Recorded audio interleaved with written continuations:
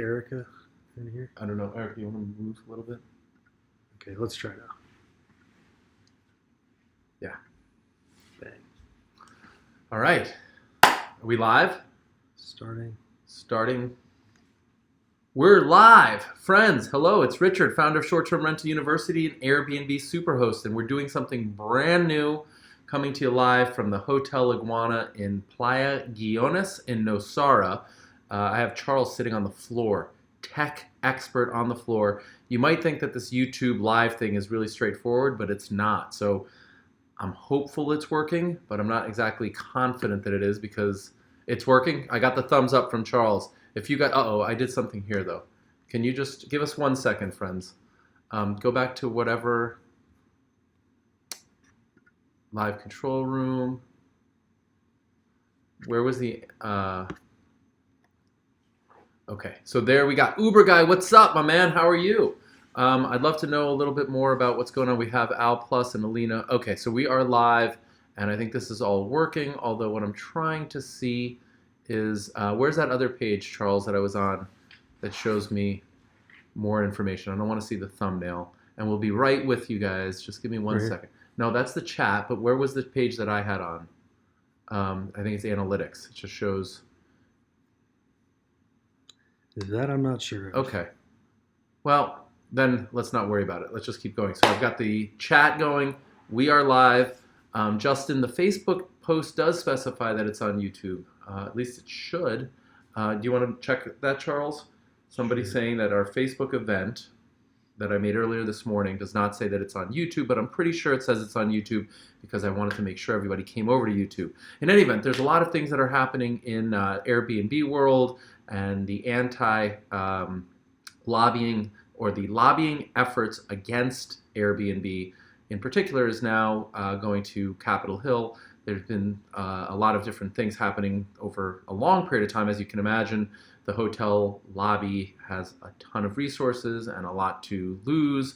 Said differently, a lot to protect. And that's what often happens during periods of disruption. The incumbent, the people that had all the riches and the spoils and so on, really want to protect that. And they don't like when other people come in and start to attack. And so they do everything in their power to create a moat. And while they've been really working very aggressively at city level and state level and so on, now they're actually in Washington, D.C., and there's a bill in Congress.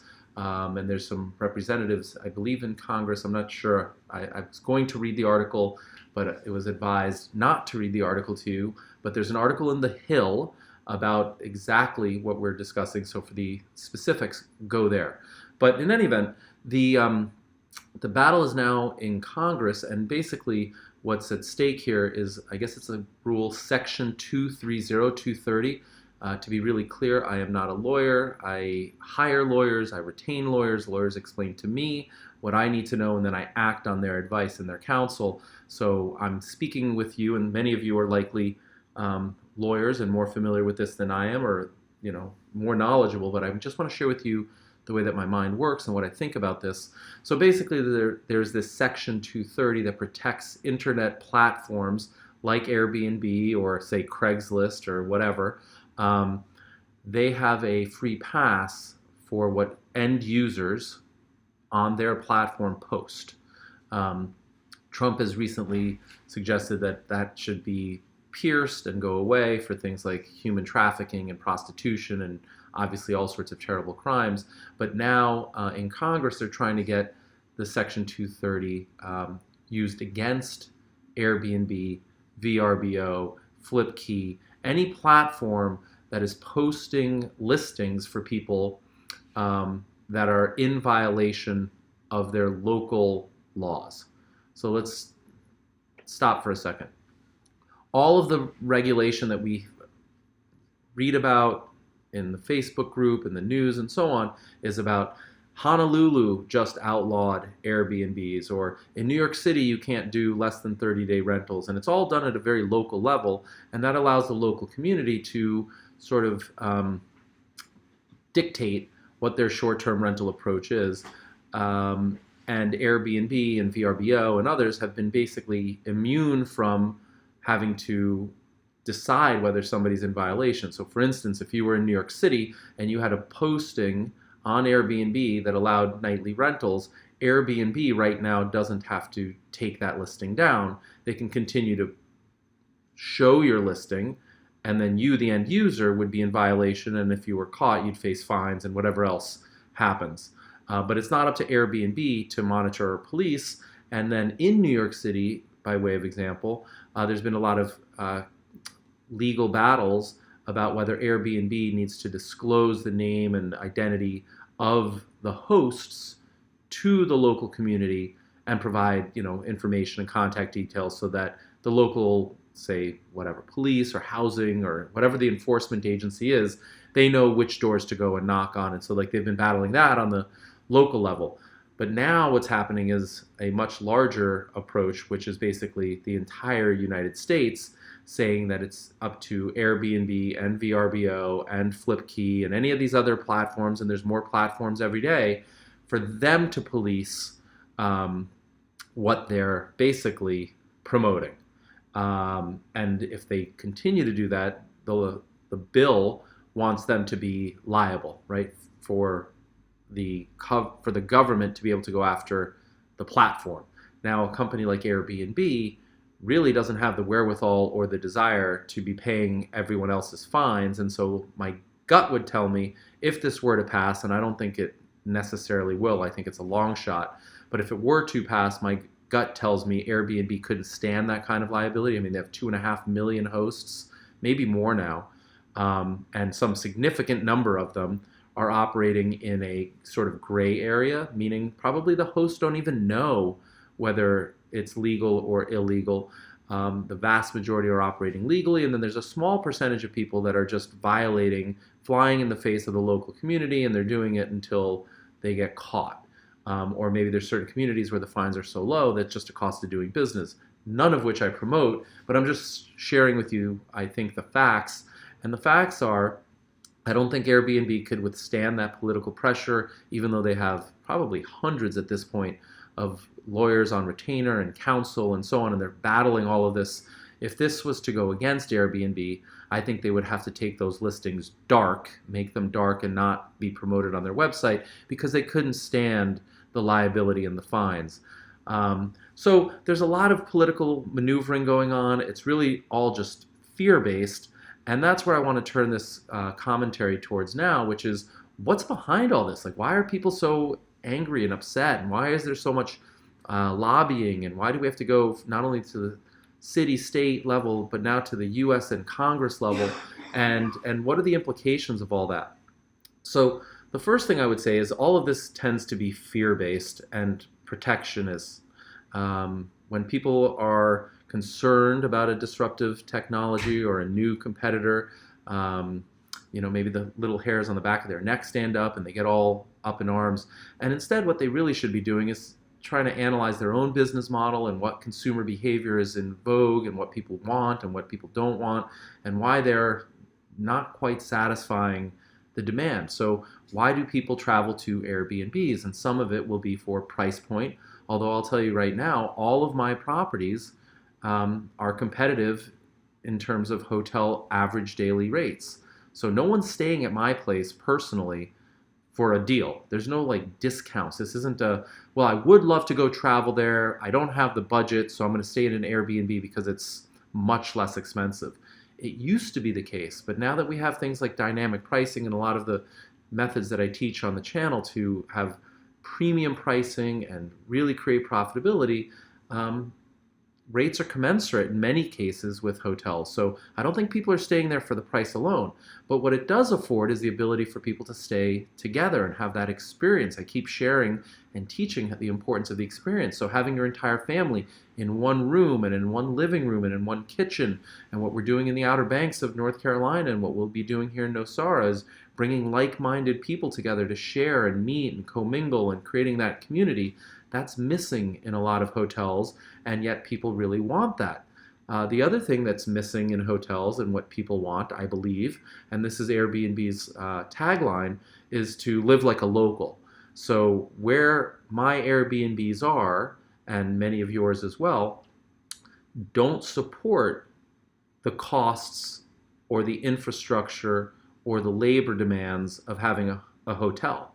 right? They do support, say, having a 4-bedroom house, but they don't support having, say, a 400-room hotel or even a 40-room hotel, and yet people want to be right at the ski slope, for instance, or right at the entrance to the beach path to get to the surf break.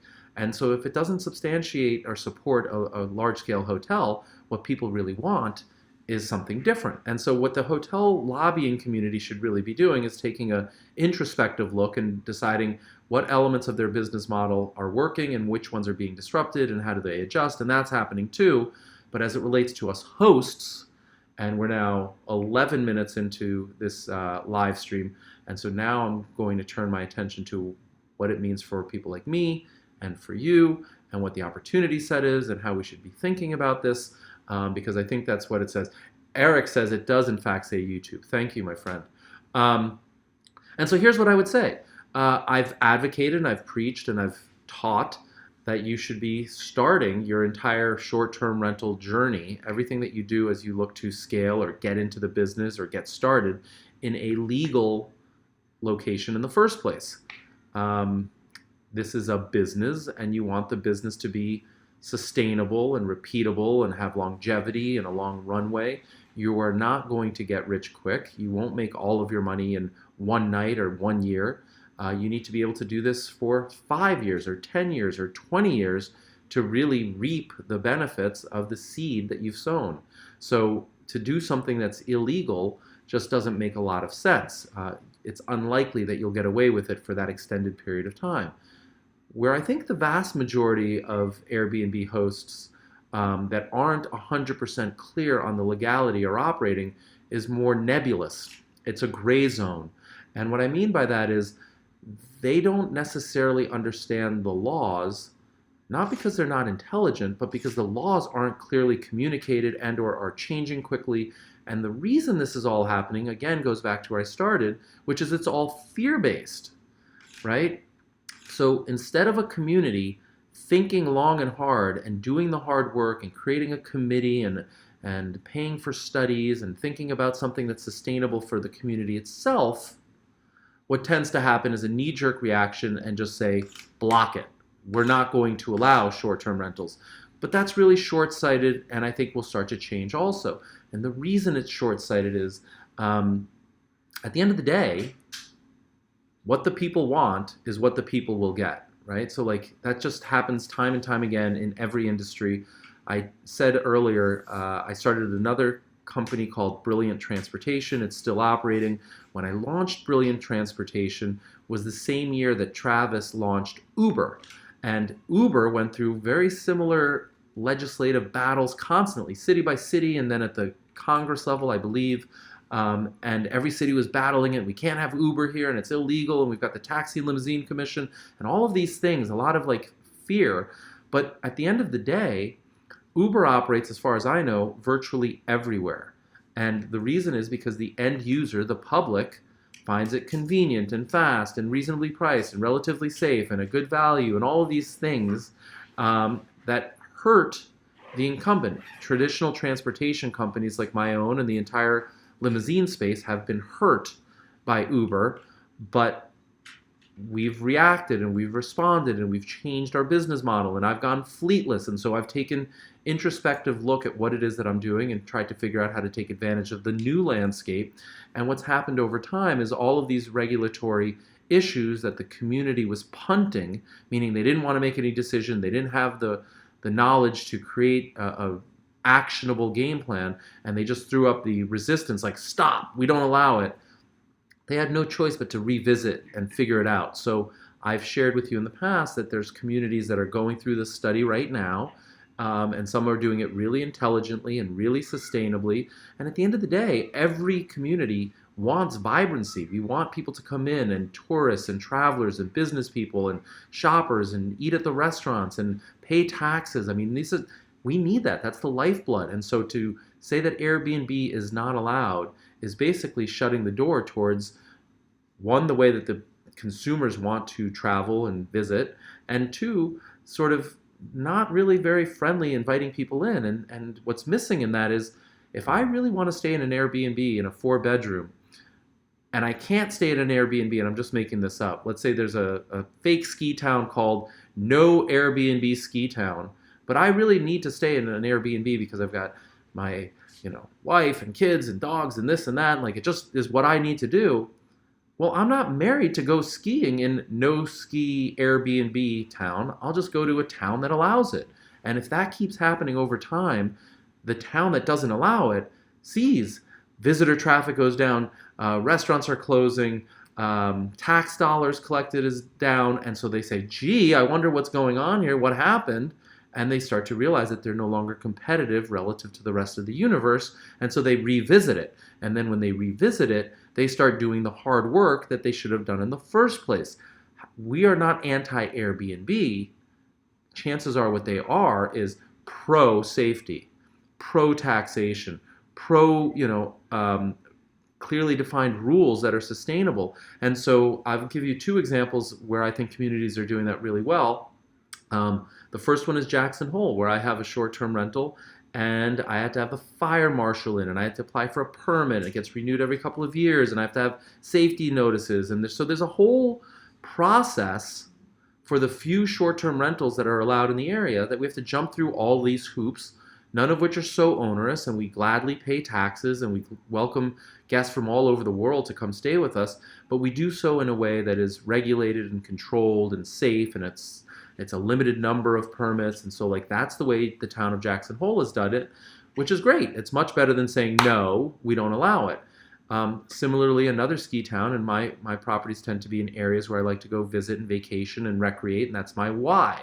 I'm not saying that those are the best and only places to have Airbnbs, but the real life examples that you're going to get from me will be around my experiences, which tend to be my Airbnbs, which tend to be in the locations that I like to go to. So these are ski towns. There's another ski town I have a home, or had a home. I just sold it to my ex-wife. I continue to manage it. It's in Crested Butte, Colorado. And they've done another similar sustainable approach. There's a limited number of permits. There's two different types of permits, in fact. There's one for people that are going to do it, I think, less than 180 days per year. And then there's others that won't do it, or that want to do it 365 days a year. So there's two different grades of permits. And then there's a process. You apply for the permit. The town comes and they inspect things like the number of parking spots, because they don't want people, to crowd into this Airbnb and then it to be a parking issue. And again, I'm not saying which is the right way, but each community, instead of just saying, no, we can't do that, or we won't allow Airbnb, what they really should be doing is saying, well, why are you scared of Airbnb? And how do you create legislation within our community, and permitting and safety and zoning and fire marshal type stuff, so that it's safe and welcomed and we embrace this with open arms. And so what I think you're going to see, and this happens time and time again, is the pendulum swings too far in each direction. So it goes from it's a Wild West and there's no regulation on Airbnb, to communities just slamming the door saying no Airbnb. And then slowly over time, the communities that say no Airbnb, I believe, will start to open the door slowly, with caveats, with restrictions, with hoops that you have to jump through, all of which are perfectly reasonable for any entrepreneur or any host to do. Every single business that I've ever owned, every industry, as far as I know, there's rules and regulations and permits and taxation, and so it's just the cost of doing business, and we as hosts should not fear it. So, in a nutshell, here's the bottom line, here's my conclusion. You should only be operating legally. You should be searching for places to operate that are already legal. I don't want any of that gray area. I don't want that uncertainty. I don't want it's in the legislative determination. There's a vote coming up. I read an article. It says there's something happening 3 or 4 months in the future. If that's your primary home and that's where you're living and that's where you're Airbnb-ing and that's the only thing you have, then you should operate in that gray area, as long as you know that it's a gray area and you're not breaking the law. But if you're looking to expand, if you're looking to grow, and this is consistent with what I see time and time again, if you're looking to grow and it's a gray area, do not get your second place or your third place due to proximity and convenience in a gray area. Get your second or third or eighth place in a place where it's legal. And not just that it's not disallowed, that entirely allowed and encouraged and taxed, and here's the the rules that we have to abide by, and here's the permits that you need, and here's the exactly step by step what you need to do and how you abide by it and how you become a good host in the community and you welcome guests from all over the world. So that's the key message here. Don't operate in places that are illegal. If you're operating in a place where there's uncertainty and it's your only or your primary home, I get it, like that makes sense. But if you're looking to grow, scale, expand, be a short-term rental entrepreneur, take advantage of this full opportunity set, pick another area, remote host, someplace that welcomes your business, someplace that wants your tax dollars, someplace that wants your investment, and they welcome you with open arms. It's the exact same reason that Amazon did not open their second headquarters in de Blasio's New York City. They were not welcome. They didn't want to be operating in in a less than cordial environment, in a hostile environment. So why would you want to run your business, which is what it is, in an area where you're not welcome with open arms, or where you have to, wait for lawmakers to figure some stuff out? Just go find another place. And that's what I tell people all the time. If it becomes illegal, if you're in a gray area and it becomes illegal, you don't just close the door on perhaps the best investment opportunity we've seen in our lifetime. You just find another location, right? So does that make some sense? I hope so. I'm going to pause now. I feel like I've been speaking for about 20 some odd minutes, and there's a lot of different questions here. So let's see. All right. Wow, there are. Uber Guy, Scott, Justin, Ryan. You're wondering about your financial future. Oh, wait, you're in Europe. It is posted on Facebook that it's on YouTube. Awesome. It does see. Okay, cool.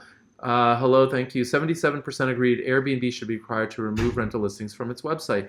Where or how is the best way to find out if your local place is legal or not? Just Google it. Just put whatever your town is, local place plus Airbnb plus law or plus legality.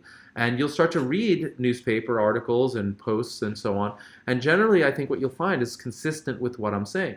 The vast majority of places are nebulous. It's not really clear, or it will be determined at some point in the future, and we don't know when.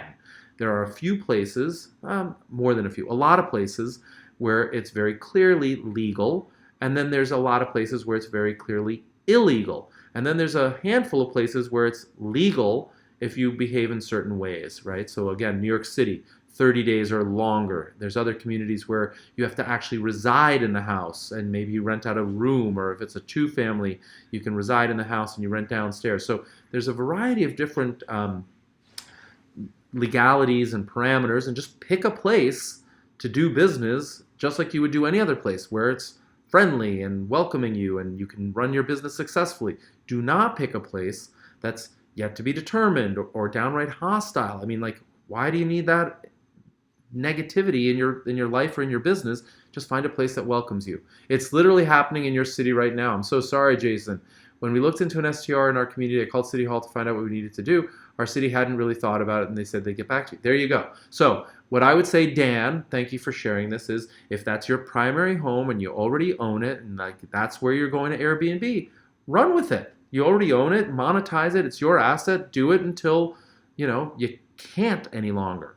But Dan, if you were going to buy a place purely as an investment or a vacation home, or let's say a vacation home. You love that area, you want a vacation there. We're not really clear about Airbnb, but you need the Airbnb income so that you can afford it. I would say find a very similar location that welcomes you, because then you won't get stopped out. There's nothing worse than buying an investment property or a vacation property based on the belief that you're going to be able to afford it due to the fact that you're going to Airbnb it, and I can teach you exactly how to Airbnb it so that you can in fact afford it. That's pretty straightforward. But what I can't teach you is that you should avoid the ones that are gray. If it's not 100% clear, just skip it and find a place where it is 100% clear, because then you and your family can go enjoy that vacation rental or that location and run a business and afford it until you own it outright. You won't get stopped out. The biggest problem with Airbnb is the quality control. So many hosts. Whoa, something happened.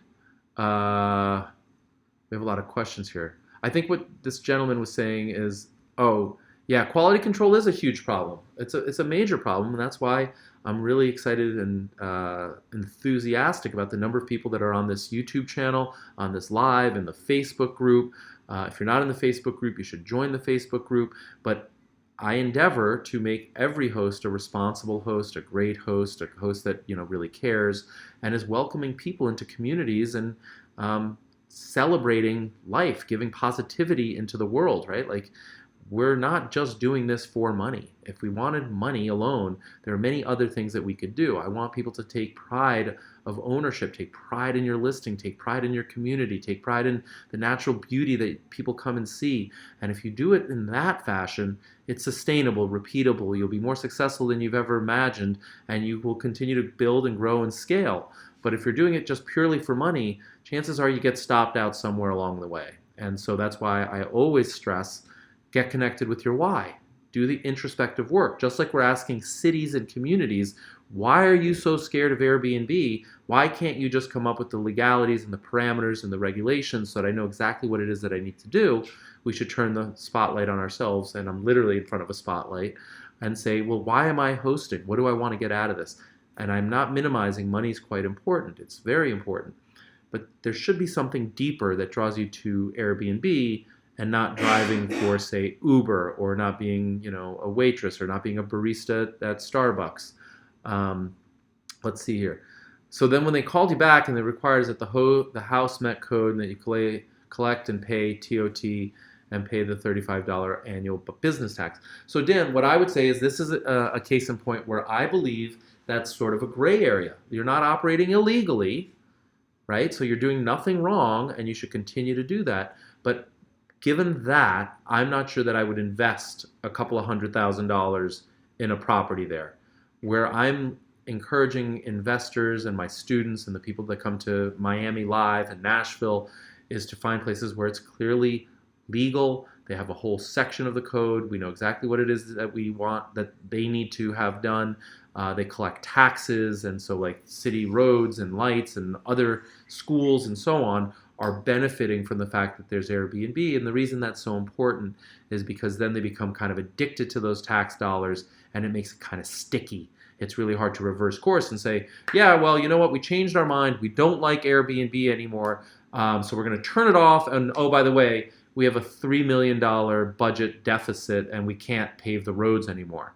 Like, no lawmaker is going to do that. So once there's a clear path, and there's taxation, not a $35 permit, and not even just collecting tax on the guests, but like lodging tax, short-term tax, a tax that's specific to Airbnb, I think it becomes stickier. So that's what I would encourage. Ken, how are you, my man? Nice to hear you. 50 free calls, yes. In Ventura, New Jersey, you have to get a $100 mercantile license per Airbnb per year. Okay, so again, you're doing absolutely everything legally right, and continue to do that. But I wouldn't have 10 places there, because that's not strong enough. A $100 license, how much is Ventura City, New Jersey collecting from that? And if they had a really strong lobby, or God forbid somebody got injured really badly, or there was something terrible that happened, they could reverse course like that, right? A $100 fee is not that much. With local government offices, should we contact to find out what the local city regulations are? It's different in every single government office, and that's what makes this so challenging. And that's why I say it's a gray area. It's really nebulous. We're law-abiding citizens. We all want to do what's right, but it's so new and so disruptive that it's hard to figure this out. And that's why where I start is always Google the local city name plus Airbnb plus laws, or plus legal, or plus regulatory. And then you have to drill down. You'll have to read many different articles, and you'll have to see what's going on. When it's really illegal, it's pretty clear. And when it's really legal, and they've got a very well-defined permitting process, it's very legal. It's very clear. So like at the ends in the bell curve, the ends are really clear, but the fat of the curve is kind of unclear. That's today because we're early in the disruption, but that will change. There will be more clarity over time, and the tails, I don't know, this camera's a little weird here. I can't figure out what I'm doing. I don't know. Sorry about that. In any event, the point is it will become more mainstream over time, but we're early. I mean, let's remember Airbnb is about 10 years old now. The problem comes when cities set reasonable regulations for short-term rentals, but then Airbnb ignores them and lists anything and everything legal or not. So, Doc Carlson, here's another point that I've been meaning to make, and thank you for bringing this up. At the end of the day, the responsible host should welcome any of this regulatory change as long as it's reasonable, right? Like just blocking it doesn't make any sense, but if it's permitted and taxed and you have to jump through this hoop and have the fire marshal come and we're going to have the parking inspected and we need to do this and like all these things, a responsible host should welcome all that because it allows us to understand what the playing field looks like. We know what we need to do, and we can abide by all the rules, and we continue to do it in perpetuity. And so like it becomes a competitive advantage. Not everyone can do all of those things. Not everybody would be willing to do all those things. Not everybody would buy a property saying, well, I have to do this and I have to do that and I have to do this. And so again, I view this as a net positive for those of us that are willing to do all this. One, it's a level playing field, right? We're no longer, like I'm collecting tax, but my neighbor's not collecting tax, so his place is cheaper, so he gets all the bookings. What we all want in business is a completely level playing field, and then it's like let the best man or let the best woman win. But if it's a playing field and we don't know what the rules are and we don't really know what we're doing, and some people play it this way and other people play it the other way, it's really hard. So anyway, I think that's a really good point. I don't know how to do this, Charles, but is there any way if this makes sense, I want people to like the video or that's yeah. Right? So if this has been helpful and if this is making some sense to you, please go ahead and like the video so that other people can see the regulatory regime, what the changes are, what the opportunities are, and how to think about this as we go forward and really not get stuck in a bad situation. That makes no sense. I really don't want any entrepreneur or person following any of my advice to get in what's called upside down, where you do something and something changes, something unexpected. I'd rather be very transparent, very forthright with you, and try and save you from the unknown. And that's why I encourage you to invest in the known. Just go there. There's no reason that you need to host in your backyard, especially if your backyard is hostile. It could be the best place in the world for you to live. It might be the worst place in the world for you to invest. And there's no rule that says you must only invest where you live. Right? So put your investment dollars somewhere really happy and safe and friendly and love that. If they took down all the town, we said that. Charles Hurley, live questions. Uh-oh. I'm going too fast. Part 2. Thoughts on rental arbitrage. 1 second. Atlanta. We have so many questions here. Okay, we filed a tourism housing permit with City Hall, passed the health department inspection, and attended the town hall meeting where our permit was discussed. We were given permission and accolades. Fantastic. That's the way it should be, right? I mean, it's a pain in the butt. You have to go through some hurdles. It's not for everyone. But once you did all that, you have something of value, right? Like that's how you create value in your business. You get that permit. Interestingly, the place in Crested Butte, I don't really believe in this, and maybe it'll change over time, but these permits are limited, so it's a competitive advantage. You want to have it. However, they don't transfer with the sale of the home. So even though there's a limited number of permits, they don't transfer with the sale of the home. And that's, I think, unfortunate and maybe to be revisited. We found out through the process we were zone general, which allows us to rent with no restrictions. Other SCRs in the county have a 7-night minimum. Cool. Great. Use the law to your advantage, right? I've said that time and time again. Atlanta. I don't know very much about Atlanta at all. Richard, the problem for some hosts with 1 to 2 listings is not that easy to expand in another town, country, state as easily as it is for someone who's expanded in the early gold rush times. Ryan, I hear you. I empathize with you, but I don't necessarily believe that to be true. What I do believe that to be is a self-limiting belief. That's the story that you tell yourself. People make investments all the time late in the economic cycle, even after real estate has appreciated. Because don't forget, while it might be more expensive to buy real estate now that we know about Airbnb, it's also more certain. So you're not taking a lot of the risk. So, just think about the pros and the cons. And I generally don't like to make blanket statements about why it doesn't happen. Like it's not happening right now. So what do we need to do to get there? And what limiting beliefs do we need to question so that we can expand and grow and so on? And I don't mean to minimize if you're small and just getting started. Yeah, buying a second home is challenging and expensive and you need to have a lot of savings and so on. But it doesn't mean that you can't do it away from your primary location in the least. It doesn't make it any cheaper to do it in your backyard. It makes it more convenient. Proximity and convenience are not good investment decisions. So I would not recommend doing anything just because it's close by or it's convenient. Um, I mean, I don't know. Think of any relationship that you have: your girlfriend, your boyfriend, your wife, your husband. You didn't just go with like the closest person that like you bumped into. Your school, your education. Maybe you traveled for college if you were fortunate enough to go to college. Your career. Maybe you got recruited and you crossed state lines and you went somewhere else. This is a big investment decision. So I don't know why everyone has this feeling that like doing it close by is any safer. In fact, I say it's the opposite. It's riskier. Part two, thoughts on rental arbitrage. SuperMed PDX. I'm not a big advocate of rental arbitrage. I think, generally speaking, a lot of those units are what I call plain vanilla, and I think they get competed away, and you start competing on price, and I think there's a little bit more risk than many people think, and I understand that it's working now, and that's fantastic, and the people that are in it are making a lot of money, and that's great, but does not mean that that continues in the future. And everything I do is forward looking and based on the future, and I'm really clear on my why. I have a very strong understanding about where I'm going and how I'm getting there, and so I don't look for trades that are working right now for like the moment. So to take it away from rental arbitrage and put it into something more universal or more neutral or whatever, let's talk about stock trading. I am not a deep value buy and hold investor, although I hold for a very long extended period of time. I'm also not a momentum trader that just buys like a stock irrespective of what it does just because it's going up.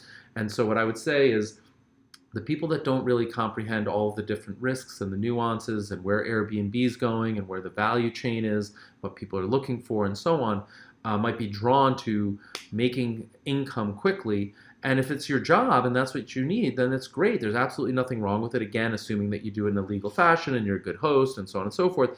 But I don't know that it's a sustainable, repeatable business. I've given this example before. I have a friend of mine that started doing sort of co-working, kind of like WeWork, even before WeWork. And he was basically renting out whole floors, renovating them, chopping them up, and then renting out smaller spaces and putting in a central, call it reservationist, and a central copy machine. And so he created co-hosting. Great entrepreneur, serial entrepreneur, has my deepest respects. A brother of mine, I love him like a brother. But I just had I don't know, drinks with him recently in the Hamptons, and he was sharing with me that the challenges that he's going through, right? Like there's a much bigger competitor now. There's WeWork. There's a gorilla that came in and has raised billions of dollars, and it's really hard to compete with that. And it's all about scale, the number of listings, and how many places he has. And his biggest regret, what he shared with me, was he wished that he had gone slower and owned the real estate, because then he would have something of lasting power, as opposed to every time his leases come due, he has to renegotiate, and the landlords jack up the prices, and some of them he has to close and he walks away from them, and others he has to, get squeezed on the margin. His rental rate, squeezed on the margin. His rent goes up, and the amount that he can charge doesn't go up at all because there's more competition. WeWork's in the space, so his margins get stiffer. So he's doing just as much work, maybe even more work, for less money.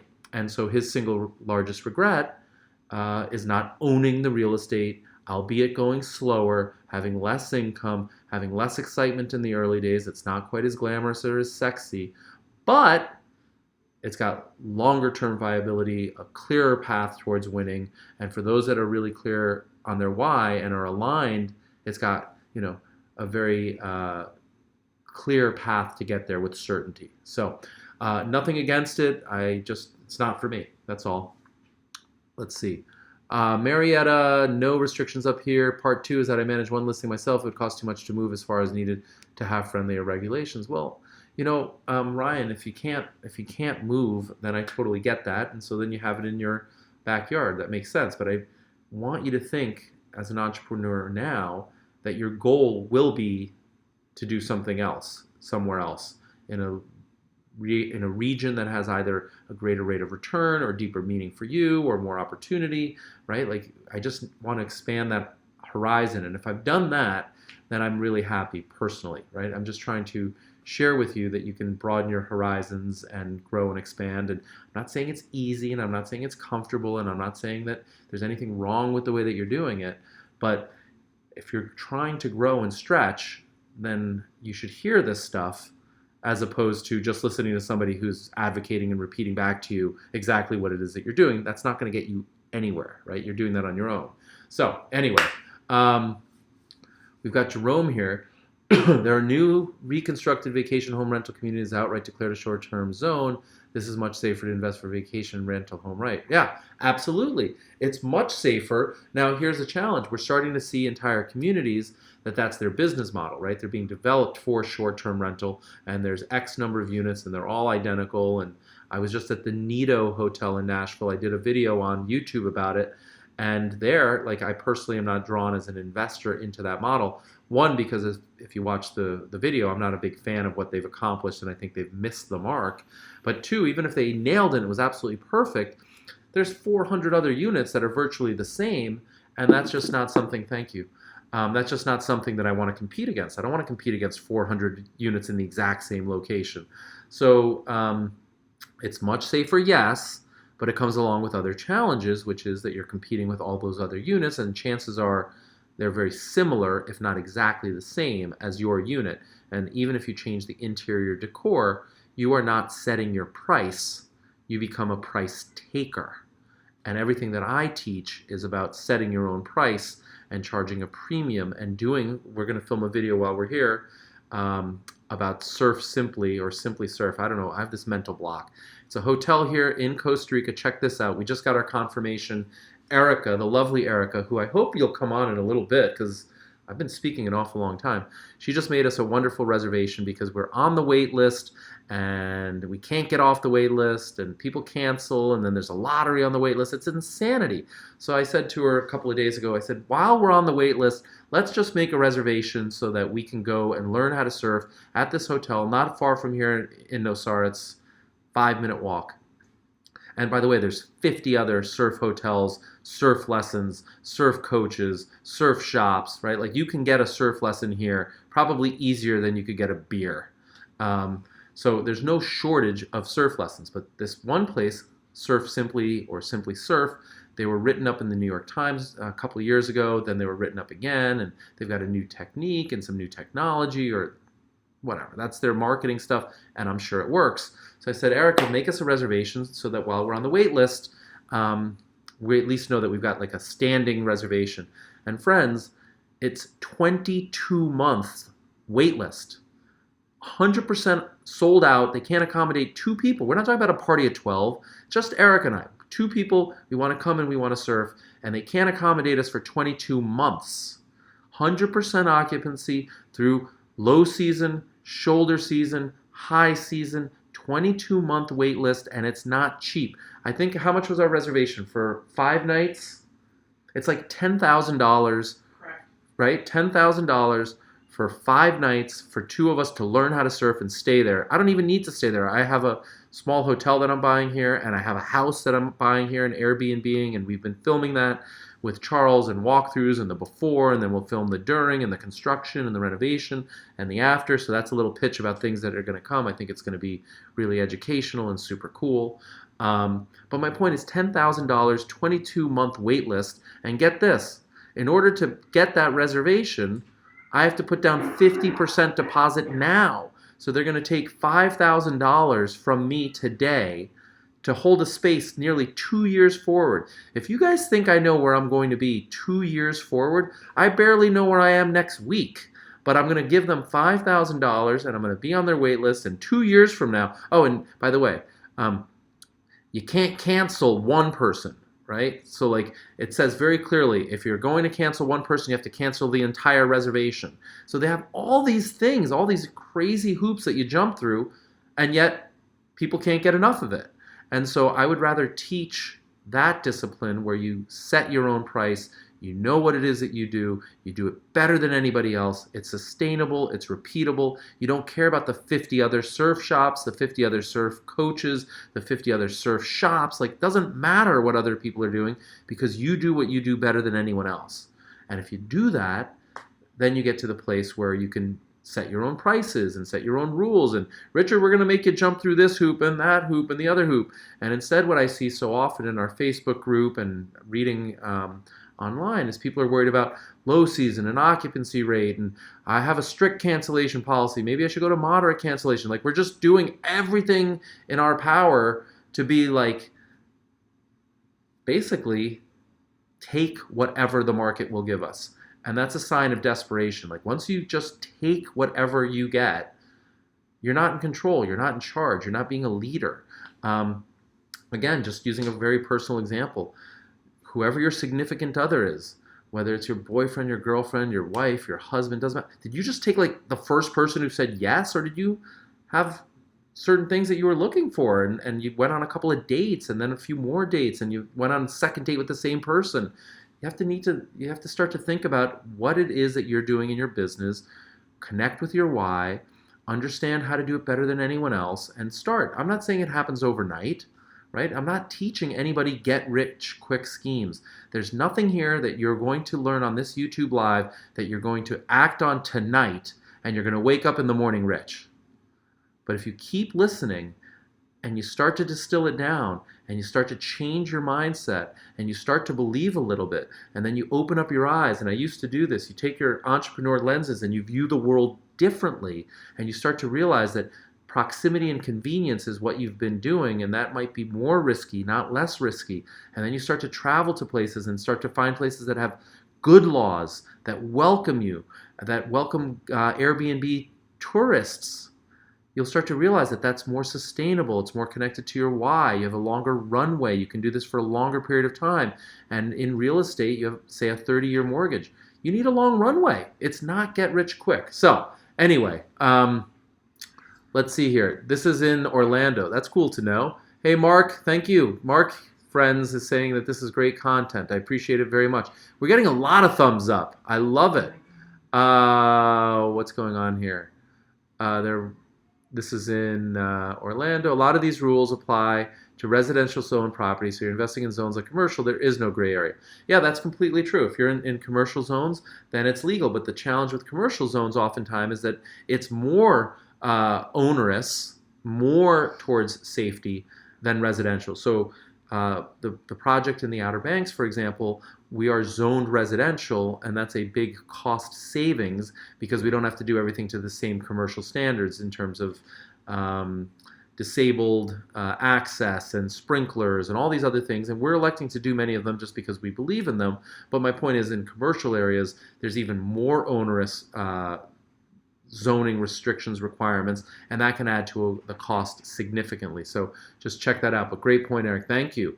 And I can't wait to see. Eric went to Nashville and is coming to Miami and is bringing his spouse, and I can't wait to see you again and meet your spouse. And so too is a kin. Nashville, coming to Miami with the missus. Can't wait to see you guys both too. Ryan, by the way, thanks for this format, Richard. This is exciting and informative. Currently expanding into downtown of the town. Started with your first listing. Hopefully Airbnb has some bell curve left. It totally does.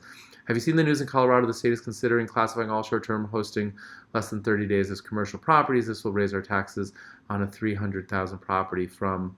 no, Phil, I have not seen that, but this is what I'm saying.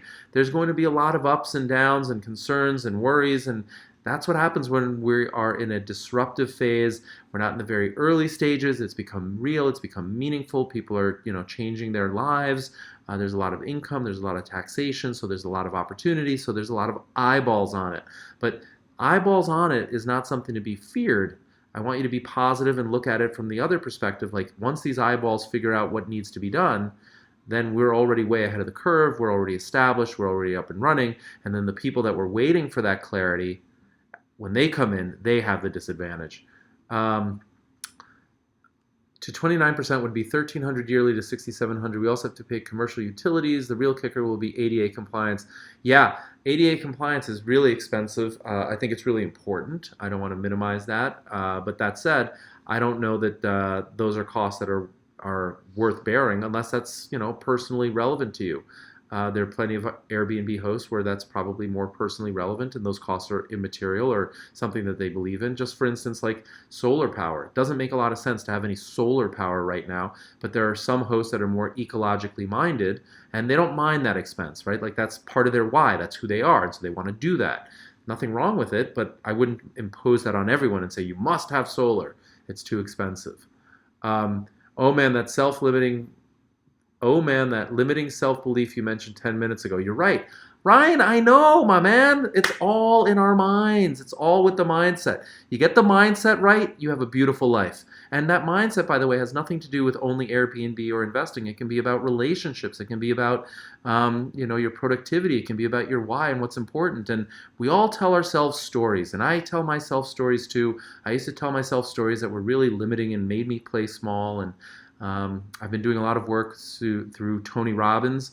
I became a platinum member and he's helped me identify my own self-limiting beliefs. And then I've started to write my news story, and you can too, right? So once you identify that you have self-limiting beliefs, you can ask yourself your story. And your story might be, I'm not good enough, or I'm not smart enough, or I don't have that degree, or I'm not good looking enough. I can't date that person. I'm not attractive enough. I'm not successful enough. Whatever the story is, but it's just a story.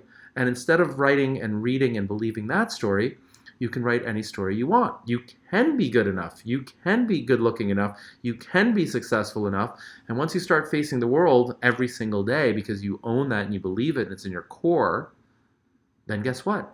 You are good enough and you are good looking enough and you do get the job and you do get the girl and you do get the car, or whatever you're going for. It all starts happening once you get out of your own self-limiting belief and you start writing your own story. Again, instead of things happening to you, which is a victim mindset, things happen for you. Everything is an opportunity. Everything is a learning lesson. Same with this law thing with Congress, right? There's good that comes out of it. Responsible Airbnb hosts, this is a benefit. This is a net positive. It may sound scary and onerous and daunting and so on, but at the end of the day, this is a net positive. Let's see. Leap of faith all the way, well-informed research leap. Okay, how do we get Airbnb to stop carrying illegal STRs? Well, that's what they're trying to do. And I wouldn't worry about it. If you're spending time worrying about Airbnb putting listings that are illegal on there, it's not a good use of your time. Spend your time worrying about your listing. Spend your time worrying about your house. Spend your time worrying about your hospitality. Spend your time worrying about what self-limiting beliefs you have and how you're going to start writing your news story. But don't spend any of your time worrying about anybody else or competition or Airbnb or anything like that, right? Just spend all of your time moving forward, going where you want to go and how you want to get there. I've heard stories, and it's kind of true, where when people, it's unbelievable to me, but apparently a huge number of accidents happen on the highway when somebody's changing the tire off the road, right? So like they're off in a safe designated area and they're changing their tire, and you would think, how in the world does anybody get killed, lose their life being off the side of the road? Well, what happens often is as drivers pass by, they take a look to see what's going on and they go where they're looking and they crash into this stopped vehicle. You have to keep looking forward. Erica was taking surf lessons today. I skipped today, but I've been taking them the last couple of days. Same thing in surfing. When you want to turn, the way you turn is you turn your body and your attention in one direction or the other. And you go where you're focused. So instead of focusing on what you don't want, I don't want this law to happen. I don't want Airbnb to list this thing illegally. I don't want this. I don't want that. If you're staying in that lane where you don't want, that's what you're going to get. But if you change your story and you change your lane and you start looking forward and you're focused on where you do want to go, a very funny thing happens. You start getting there slowly, steadily, over time. And your life improves, and then you believe more and you have more confidence, and then you really start to stare and you know exactly where you're going and what you want, and then you get that. So I wouldn't worry about how do you get Airbnb. That's their problem. They've got the lawyers. I spend no time or energy thinking about it whatsoever. It's irrelevant to me. Same with competition, by the way. I spend zero time worried on the competition. I know where you'll be in 2 years surfing at this place. Absolutely, I will. How do I think about the long-term strategy to get direct bookings and not rely on Airbnb? Well, I think that's a very important point, and I think that's a point that entrepreneurs will be doing on a go-forward basis with much more importance. I think it's really challenging right now because we are in the early stages, but the single best way to get direct bookings is repeat bookings by providing the best service, the best hospitality, the best value, things that people can't get any other Airbnb. They must only deal with UD. If they're dealing with you and you like knock their socks off and they absolutely love it, they're going to want to book directly with you and then just have some engine or vehicle. And we're going to launch our website tool at some point here in the future. My team is busy working with Live, and we've got the membership, and we've got the website tool. We have so many amazing, wonderful things to help hosts just like you. We're having a little bit of a backlog and trying to stage things out and so on. So in any event, it's really important on a go-forward basis, and the single best way to do it is to over-deliver, crush them with hospitality, crush them with value, just over-deliver, over-deliver, over-deliver. They would never consider going anywhere else, and then they'll approach you to book directly, and then you have the means and the methodology to do it, and you accept it. And that happens to me semi-regularly, especially in places where people have now come 3, 4, 5, 6 years in a row. We just had a guest in one of our homes stay the entire month of June. And that was, I think their 5th or 6th year. And I think this was the first time we did it off the platform because I finally had a system in place to do it. But they're going to book next year. I mean, these people leave their belongings in our garage. Like, they're coming back. So that's where you want to get. And I don't care about the competition across the street that doesn't have their belongings in the garage, right? They have their belongings in my garage. This is like their home. They're coming back. And you want to get to the same place where people want to do the exact same thing with you.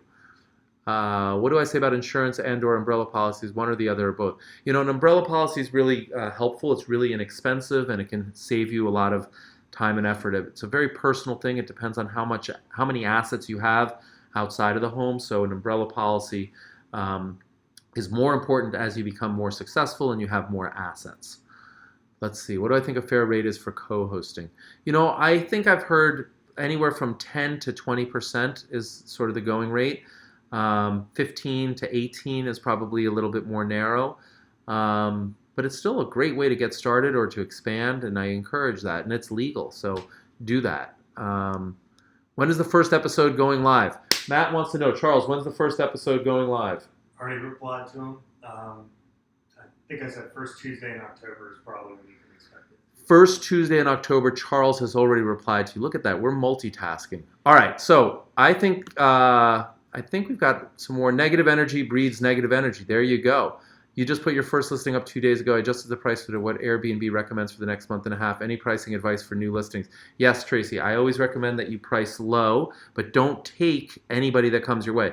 One of the single most important things, and I want to film a video on this, Charles, write this down, is about the proper screening of guests. I think especially new people to the platform are in this position where you're so excited that somebody wants to stay at your place and you've got low pricing and you're going for the reviews, and so you just take anybody that comes in. Low pricing does not mean that you need to take anybody that comes in. You can still screen and get a great first guest and a great second guest, and somebody's going to leave you 5 stars, but it's also going to respect your home and respect your property and respect you. And so we want to make sure that we're screening people beyond just being desperate for the revenue. So I recommend pricing low, screening your guests. When you find the right guest that you want to welcome into your home, let them know that you're leaving some money on the table, but you're welcoming them and giving them a special price point because you really want them to be one of the first people, and you want to over deliver and ask for feedback.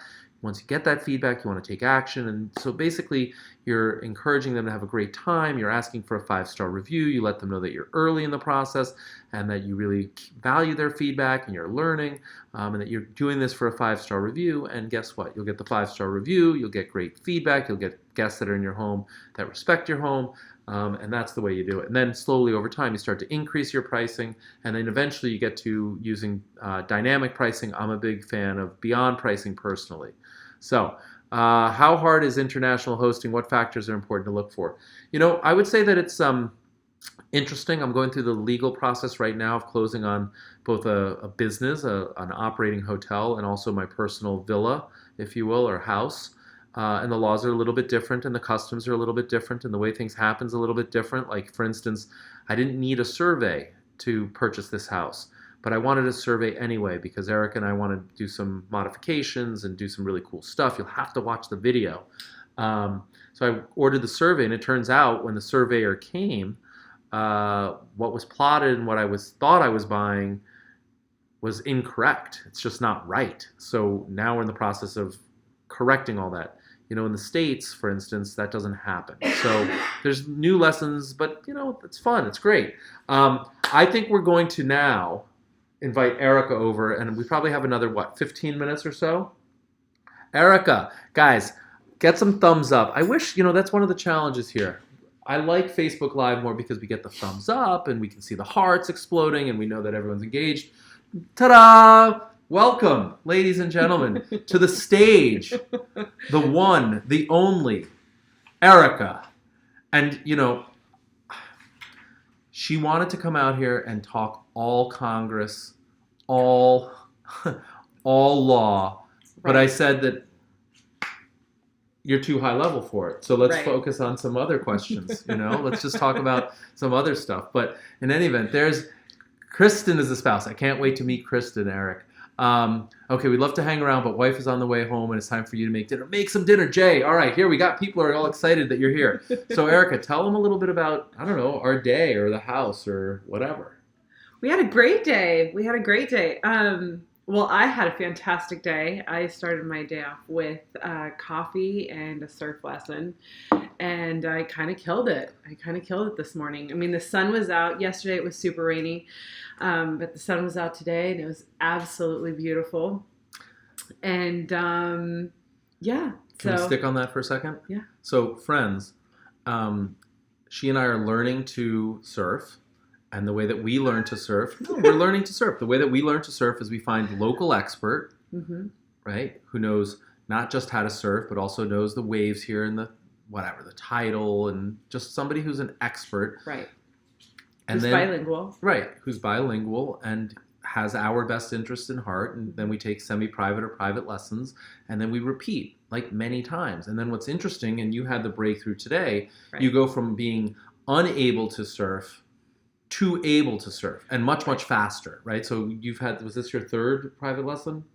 Yes, it was my third today. And now you can paddle on your own and get up more times than not. And turn around, right? Like you're doing stuff. And so now it gets really kind of exciting because you're past that, like, I can't do it. Right. And now you know you can do it. Right. And now you're going to start to accelerate. But we don't let off the gas, and we don't stop the lessons. Right. We keep going because we want you to continue to improve faster and faster and faster. But it's more and more fun too, right? Way more fun. So I'm going to read these questions and see if you have any.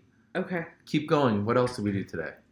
So then we went and saw the house, which was really, really fun. Took some pictures and we're just coming up with some really great ideas as far as, you know, small changes, big changes, future changes that we want to make to it. And it's just, I just feel so incredibly fortunate to be here for this period of time. We have so much to look forward to, so much that we're growing into, and then being able to share it with Charles, but also have it documented by Charles. It's really cool, right? It really is. It's and really, sharing with all of you, special. Right? Absolutely. Like we're bringing all of you along on this entire journey. Absolutely. We're showing you the good, the bad, the mistakes, the lessons. Humbling. Yeah, I mean, you know, I'm 100% certain that there are going to be things that neither one of us anticipated or that we couldn't have anticipated, but who cares? That's how you grow and that's how you learn. Yeah. And so we're just having a lot of fun with it. Right. And I'm super excited for the boutique hotel that gosh. Charles is actually staying in tonight. So I haven't stayed there. You haven't stayed there. No. We don't even own the place, but he's a guest of the hotel. And he walked around and he took all sorts of before shots, and the landscaping is beautiful. And we just have so many amazing thoughts and ideas and suggestions. And we're meeting with the architect and the contractor and the decorator. And again, we're not just thinking about dollars and cents, like, oh, well, how do I maximize? And let me clear all the landscaping and get an extra room in there. And it's much more experience-based. Like, what do we believe in? It starts with what we believe in, and we love the nature and the howling monkeys and the trees and the forest and the jungle and the crazy rain. And so we want to embrace and preserve all of that. And then on top of that, we want to encourage people from all over the world to come and enjoy it just like we do. And so we will build habitats that encourage just that. And in doing that, being so congruent with ourselves and our why, we're going to attract like-minded people, and we're going to charge a premium for it. And we're going to be very profitable, and we will reinvest those profits in another location or on another, development area here or whatever it is. But it's just a very different mindset, I think, than if you think about the way that you're growing yourself and your business and what you're focused on. Many of you are moving towards this experience-based and the congruency with your why, but it's unnatural. We're not really taught that, right? You don't read about that in business textbooks. When I went to Wharton, I didn't take a class that said that I should connect with my why and have a bigger, deeper meaning and create a brand. It was much more about, assets and liabilities and balance sheet and profit and loss and expense mitigation and all of these things. And that works too, mostly in commodity type business, right? So if you're competing in widget sales and everyone else has a widget, then those things are super important. But you're selling yourself, right? Like, uh-oh. You okay? Excuse so me. Somebody here said, we all need people around us that look as bright and lovely as you two do, Oh my God. right? So thank you so much, Ryan. So kind, thank you. But think about it. If that's what your comment is on YouTube about the way that we interface and we connect with one another and we connect with you, guests coming to our place are going to feel that same sort of positivity and energy and love and lightness and whatever words you use to describe, and they are going to come and stay here too. And if they can't get that from the place across the street, or it's a slightly different feel or different, flavor, we're just going to attract the people that want to come interface with us, and we're going to host them. We're going to deliver tremendous value. We're going to encourage them to come back. And my guess is we will be completely sold out with repeat business, not to minimize competition, not to say it's not relevant. It's real, it's business. But I'm highly confident that we're going to stand apart and be unique. And there's dozens, hundreds of villas and hotel rooms in the area, and it's a wonderful area. And they're all great, but they're just a little bit different. And so we're going to have our own unique flavor and identity, and you should too. Absolutely. Right? Absolutely. Let's see. I really, really like cars. Yeah, I do too. Eric is slightly jealous of coffee and surfing. Are we going to surf in Miami? Have you arranged surf lessons? Sure, we can do that. There's definitely surfing. Eric, for you, let's go. Yeah, we should go surfing in Miami. There's definitely surfing in the Outer Banks. So whenever we have a group of people, and I think the masterminds in the inner circle, they're coming to the Outer Banks, we'll do some kite surfing, we'll do some surfing. But it's all about, being outdoors and experiencing life and nature. And I have to tell you. And you know what? Having fun. I can't tell you how much I laughed this morning. I mean, I have been completely and totally humbled. I am not skilled at surfing yet. Perfect. But it was literally at any given moment I looked around and I am surrounded by sunshine and waves and salt water, and an instructor who wanted to be there. It was totally evident, was cheering me on and giving me constructive criticism and keeping me safe. And and then I had you to look forward to, when my lesson was over. I had so much to be grateful for that. I mean, being knocked off or, as humbling or silly or whatever as it was, it was amazing. But we're gonna peel back the onion a little bit here. Just let them in a little bit. Before the surf lesson, what you realized when you came back from the surf lesson was you were a little bit, like a wee little bit grouchy. Just tiny little bit.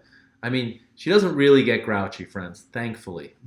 But she was a little bit grouchy. Then she went and played in the ocean, and she came back like a totally new person, and she admitted it, brought it to my attention. I mean, not that I needed to be brought up to speed. I kind of caught on. He's so intuitive. Yeah, I mean, I get these kind of things. But in any event, it's true. It changed your entire outlook for the day. And that's what one, exercise can do. Two, doing something that you want to do and getting better at it and seeing improvement and confidence and happiness and joy. But I think what Erica is highlighting here is something that we've been really motivated to pursue ourselves, which is just joy and playfulness and just feel like a kid. Well, I don't yeah. know. I don't know who came up with the rule that once you get to be a mature adult, you have to be, really fearful and really conservative and really worried, and you had to have all this stress in the world on you, and like why you could no longer be playful and why you could no longer be just like a child in the ocean. And my kids feel like I embarrass them, but I think at the same time they're kind of like, Dad's just having a great time. Like, I mean, he's just a happy dude. Like, who doesn't want a happy dude in their life? Right. Right? So, like, go have fun. And you do it, like you live once.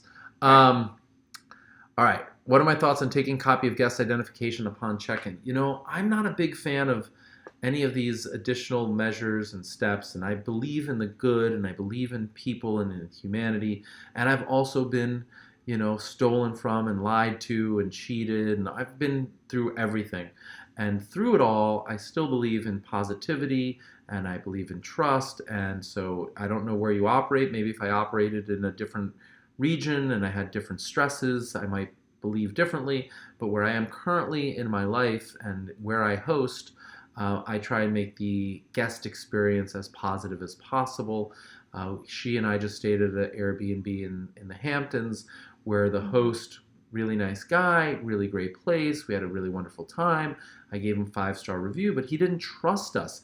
He wrote to us before we checked in multiple times. That was really interesting. Yeah, how many people are coming, and I'm going to meet you, and I'm going to let you in. And by the way, if you come with more people, here are the charges, and I'm going to lock off these other rooms because I don't want you using them. If you're only coming with, your girlfriend, then you don't need the rooms.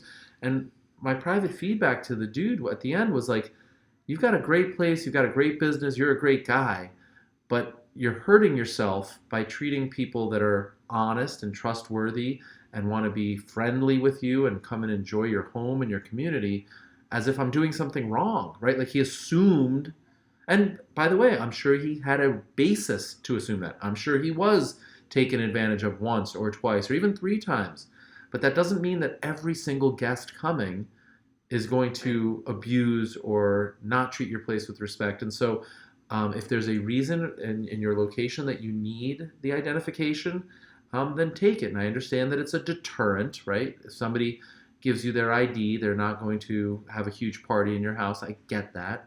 But at the same time, if somebody is asked unnecessarily to jump through hoops and they haven't had to do that before, it's going to reflect negatively, not on them, but on you. So just keep that in mind. Right. Your daughter just got started with one Airbnb. You're trying to tell her to take the price down so she can get reviews while she's getting a bump from Airbnb, but she's not listening to you. You told her you only get this one bump. Tracy, tell her to watch the videos. She should be on Short-Term Rental University. We just break it down directly. When you have that bump, you want to have that price lower, but then you want to be selective. You want to screen. You don't want to take the first person to come to the party. She watched me hosting people, and especially dealing with my guest kids made her love me even more. She knows I love hosting and making people happy. Ryan, that's such a beautiful thing. And this is what I've been teaching people about short-term rentals. It's such a wonderful family business. You can bring in your significant other. You can bring in your kids. You can teach them, lead by example. And you can share it all, right?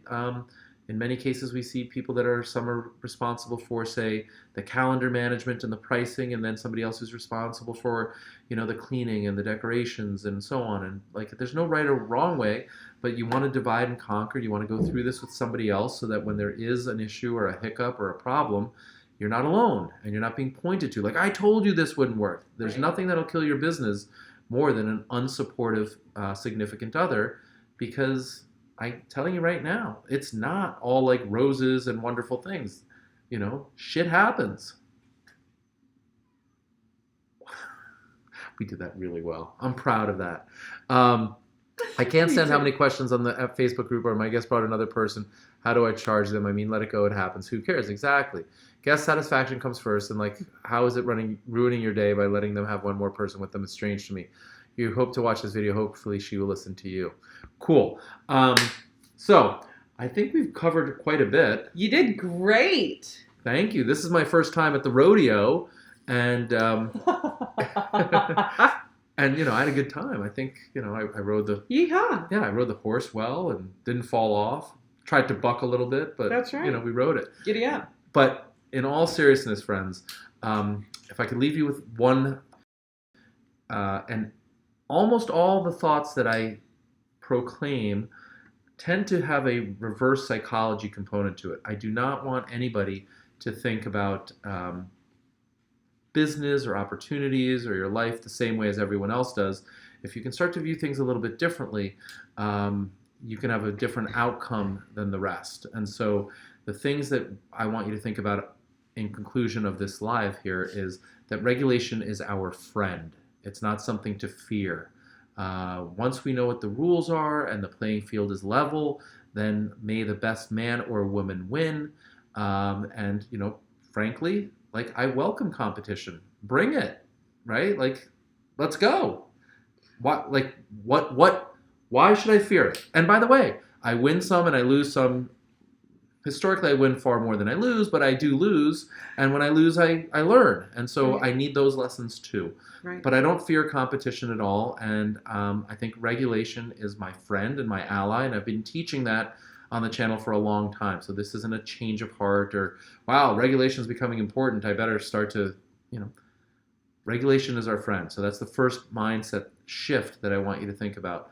The second one I want you to think about is that doing the things that have worked historically for you do not necessarily mean that they are safer. In fact, they could be more dangerous, right? So think about whatever career you're in, think about whatever relationship you've been in, think about your hosting experience. If you kept doing the exact same things, you wouldn't be advancing, you wouldn't be growing. Eric and I have a great time on all of our days and all of our dates, but our relationship has grown. We've matured. We're past some of the things that we did just a month ago or 6 months ago. And we continue to refine and continue to grow and stretch and learn. And so it would be a mistake to just keep the relationship where it was and like keep doing the exact same date night every single night. It wouldn't work. It wouldn't go anywhere. And so too often we find in real estate that proximity, there's not a lot of risk. I already own it. I'm just making this up. I already own 2 places in Milwaukee. And now there's a 3rd place. And I know Milwaukee's a good market. People come to Airbnb, stay in Milwaukee, because I know firsthand I've got 2 other places. So I can do a 3rd one, and my cleaning team will go right there. Like, it just makes sense. And Milwaukee's a great place. But if you have 47 places in Milwaukee, and God forbid something happens to Milwaukee, whether it's a natural disaster or a regulatory change or people stop coming to Milwaukee, crazy things happen. I just had a conversation with my ex-wife tonight. The New York City marketplace, which historically was one of the safest places to invest over any real estate market, people always want to come to New York. Well, it's down 25% or 30%. And interestingly, we have disparate views on sort of the opportunity. She's a better buyer at this market, and I'm just a seller. And so that's what makes the world go round. 2 intelligent people can have 2 different views, but I'm just saying, thank goodness I've diversified. My Airbnbs are in Wyoming and in Alabama and in now Costa Rica and in Crested Butte and in, I don't even know, I can't keep track. But the point is, I could have, the Outer Banks have hundreds of rooms with investors there to diversify some of the risk there. I brought in investors, so I've minimized my risk, but we're taking advantage of the opportunity. And so the point is, if I'd done what was convenient to me, I'd have all of my investments in New York City, and they'd all be down 30%. That's bad. And that's a safe thing. New York City has been historically quite safe, and yet that was far more risk than was necessary. So regulation's our friend. Proximity is not your friend. In fact, further away and being more diversified is your friend. What else? What else can be a different way of looking at things? Pricing power. Everybody thinks of pricing as competitive in nature and that you price lower. I've never looked at pricing as something that I lower. I've always looked at pricing as something that I increase. And then I shift the burden to me to over-deliver, right? So I challenge people to pay a higher premium, but then I challenge myself to over-deliver. And yet, it's like Simply Serve, 22-month wait list. Like I said earlier, I have people that have stuff in my garage because they're coming back next year. So if you do something exceptionally well, extraordinarily well, you can charge a premium, and life becomes much easier if you're making profits, because then you can reinvest and you can grow and you can do things that you wouldn't have the opportunity to do otherwise. So what I would say is, if you're looking at the world through very traditional lenses and you're playing what you think is safe, but perhaps it's small, it might be time to expand your horizons a little bit. I would love to have you come to Miami. We'll be teaching exactly how to do all of this stuff to entrepreneurs like all you. of it. And I said this on Facebook Live. I want to say it here. We're going to take a little vote here. So I said that I teach hosts to become entrepreneurs, and I teach entrepreneurs to become hosts. And so the short-term rental real estate investment component is really just the vehicle. It's what's working right now. And I think if we are long the real estate and we have the hospitality component down, it has a very long runway. But when it's no longer that attractive, Richard and Short-Term Rental University, we don't go to sleep and like we get forgotten about. I'll just find the next investment opportunity like I've done consistently over decades. This is what's working right now. It's working really well. I think the opportunity's never been brighter. But that doesn't mean that, like this is just about short-term Airbnb. It's about a mind shift, and it's about growth and teaching entrepreneurs to be hosts and hosts to be entrepreneurs. But this is not about like just hosting, right? Get rich quick and just hosting is not this channel. No. Right? No. We're about short-term rentals building long-term wealth. Wait, say that again because you were smiling. So that's what I said. I teach hosts to be entrepreneurs, entrepreneurs to be hosts, and then you kind of didn't do the right delivery. So let's try it again. Take two. We teach short-term rentals build long-term wealth. Friends. I mean, it's not a better delivery. Let's try again. Take three. Yeah, come on. Short-term rentals deliver long-term wealth. Short-term rentals to deliver long-term wealth. I mean, that's pretty cool too, right? And that's exactly what's happening here. So, Charles, you have anything else? STRU Live. STRU Live. Charles wants me to mention. Be there. Be there or be square. I mean, you guys don't want to be square. I mean, now. Look at how much knowledge he has. I mean, that's what 2 days. 2 days with this man. I mean, it's just like. So to that end, we have a couple of people that are on the YouTube Live, and we've seen things in the last, say, 30 days since Nashville that these individuals, these are great entrepreneurs, and I just take nothing away from their abilities in the least, but I think that there's been some life-changing things that they can attribute to that shift that I'm talking about. Now, I'm not doing the work. They're doing the work. Right. All I'm preparing them for is to think a little bit differently and see opportunities a little bit differently and to have some confidence and the wherewithal to do things. But in short order, in less than 30 days, we've seen people have whole new business ideas for their short-term rental business.